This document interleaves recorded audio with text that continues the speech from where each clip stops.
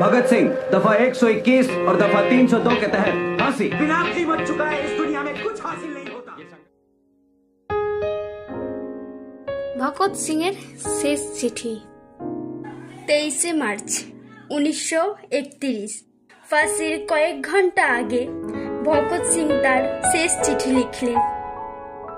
আমি জানি আমার মৃত্যু অবশ্যম্ভাবী, কিন্তু আমি চাই না ব্রিটিশ সরকার আমাকে সাধারণ বন্দির মতো গুলি করে মারুক। আমি বিপ্লবী হিসাবে মৃত্যুকে আলিঙ্গন করতে চাই।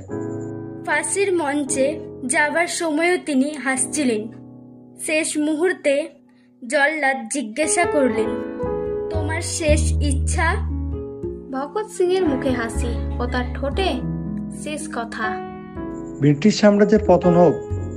আমার মৃত্যুর পর আমার আত্মা আরো লক্ষ লক্ষ যুবকের মধ্যে জাগ্রত হবে। ইনকলাব জিন্দাবাদ।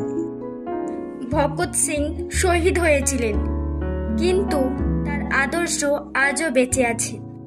আপনি কি মনে করেন, তার স্বপ্নের ভারত কি আমরা তৈরি করতে পেরেছি? কমেন্টে জানান। ধন্যবাদ।